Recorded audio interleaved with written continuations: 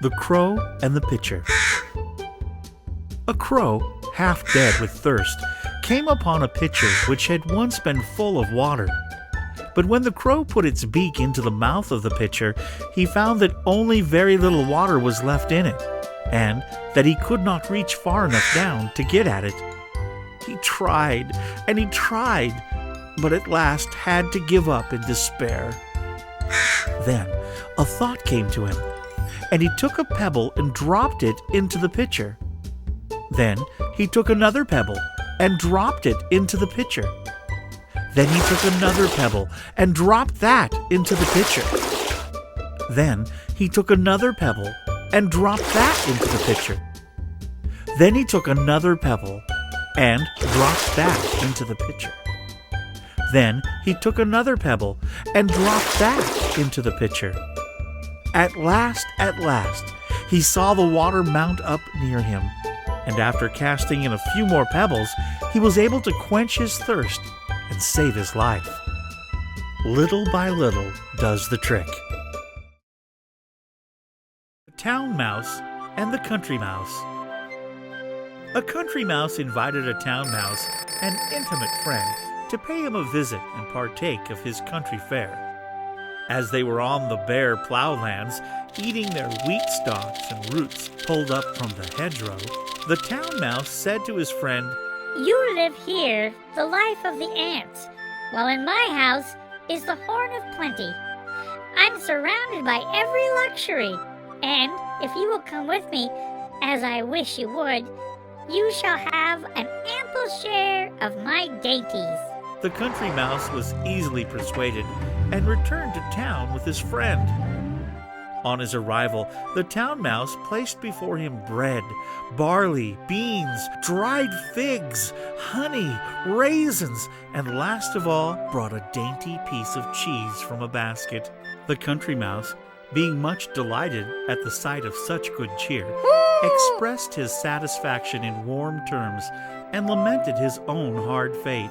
Just as they were beginning to eat, someone opened the door. They both ran off squeaking as fast as they could to a hole so narrow that the two could only find room in it by squeezing. They had scarcely begun their repast again when someone else entered to take something out of a cupboard, whereupon the two mice, more frightened than before, ran away and hid themselves. At last, the country mouse, almost famished, said to his friend, "Although you prepared for me so dainty a feast, I must leave you now to enjoy it by yourself. It is surrounded by too many dangers to please me. I prefer my bare plowlands and roots from the hedgerow, where I can live in safety and without fear."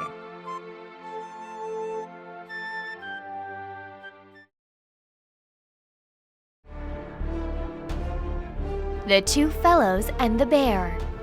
Two fellows were traveling together through a wood when a bear rushed out upon them. One of the travelers happened to be in front, and he seized hold of the branch of a tree and hid himself amongst the leaves. The other, seeing no help for it, threw himself flat down upon the ground, with his face in the dust. The bear, coming up to him, put his muzzle close to his ear and sniffed and sniffed. But at last, with a growl, he shook his head and slouched off, for bears will not touch dead meat. Then the fellow in the tree came down to his comrade and laughed and said, "What was it that Master Prune whispered to you?" "He told me," said the other, "never trust a friend who deserts you in a pinch." The Ass and His Master. An ass belonging to an herb seller, who gave him too little food and too much work. One day, the ass made a petition to Jupiter to be released from his present service and provided with another master. Jupiter, after warning him that he would repent his request, caused him to be sold to a tilemaker.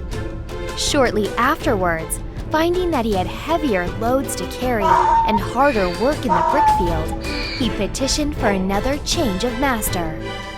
Jupiter, telling him that it would be the last time that he would grant his request, ordained that he be sold to a tanner. As the ass found that he had fallen into worse hands, and noting his master's occupation, said, groaning, "It would have been better for me to have been either starved by one or to have been overworked by the other of my former masters than to have been bought by my present owner, who will even after I am dead tan my hide and make me useful to him. He that finds discontent in one place is not likely to find happiness in another." The Lion, the Fox, and the Ass. An ass and a fox went into partnership and sailed out to forage for food together. They hadn't gone far before they saw a lion coming their way, at which they were both dreadfully frightened. But the fox thought he saw a way of saving his own skin, and went boldly up to the lion and whispered in his ear, "I'll manage that you shall get hold of the ass without the trouble of stalking him, if you'll promise to let me go free." The lion agreed to this, and the fox then rejoined his companion and contrived before long to lead him by a hidden pit, which some hunters had dug as a trap for the wild animals, and into which he fell. When the lion saw that the ass was safely caught and couldn't get away, it was to the fox that he first turned his attention, and he soon finished him off, and then at his leisure proceeded to feast upon the ass. Betray a friend, and you'll often find you have ruined yourself. The Boy Who Cried Wolf. There was once a young shepherd boy who tended his sheep at the foot of a mountain near a dark forest. It was rather lonely for him all day, so he thought upon a plan by which he could get a little company and some excitement. He rushed down towards the village, calling out, "Wolf! Wolf!" And the villagers came out to meet him, and some of them stopped with him for a considerable time. This pleased the boy so much that a few days afterwards he tried the same trick, and again the villagers came to his help. But shortly after this, a wolf actually did come out from the forest and began to worry the sheep, and the boy of course cried out, "Wolf! Wolf!" still louder than before. But this time the villagers, who had been fooled twice before, thought the boy was again deceiving them, and nobody stirred to come to his help. So the wolf made a good meal off the boy's flock, and when the boy complained, the wise men of the village said, "A liar will not be believed, even when he speaks the truth."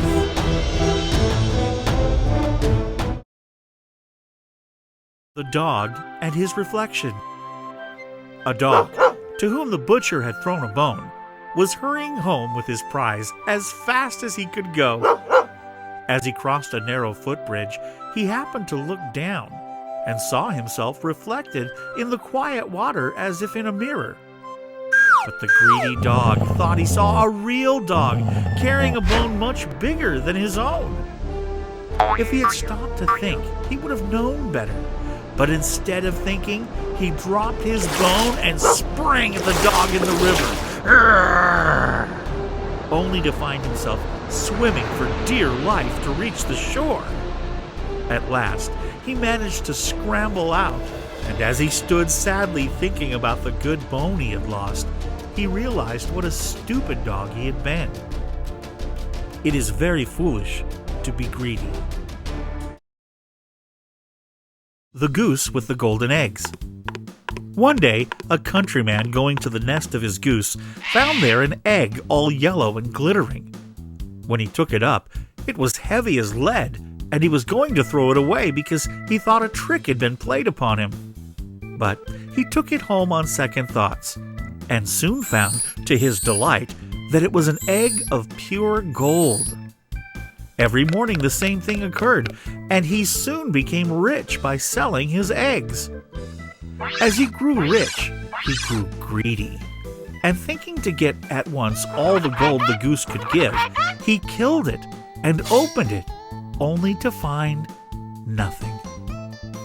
Greed often overreaches itself. The Farmer and His Sons. A father, being on the point of death, wished to be sure that his sons would give the same attention to his farm as he himself had given it. He called them to his bedside and said, "My sons, there is a great treasure hid in one of my vineyards."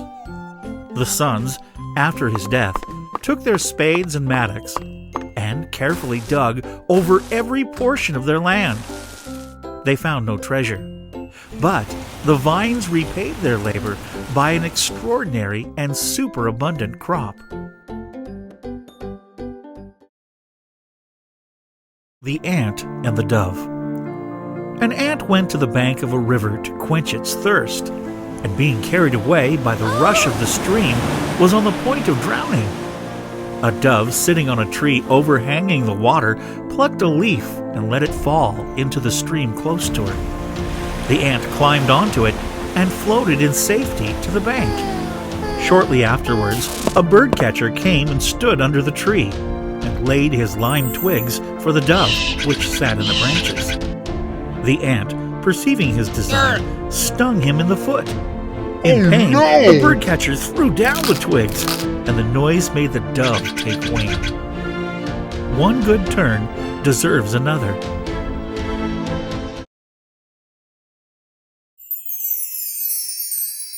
The Boys and the Frogs. Some boys playing near a pond saw a number of frogs in the water and began to pelt them with stones.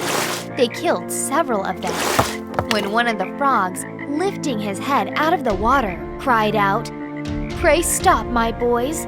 What is sport to you is death to us." One man's pleasure may be another's pain. The Miser and His Gold. Once upon a time, there was a miser who used to hide his gold at the foot of a tree in his garden. But every week, he used to go and dig it up and gloat over his gains. A robber who had noticed this went and dug up the gold and decamped with it. When the miser next came to gloat over his treasures, he found nothing but the empty hole. He tore his hair and raised such an outcry that all the neighbors came around him, and he told them how he used to come and visit his gold. "Did you ever take any of it out?"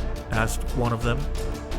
"Nay," he said, "I only came to look at it." "Then come again and look at the hole," said the neighbor. "It'll do you just as much good." Wealth unused might as well not exist.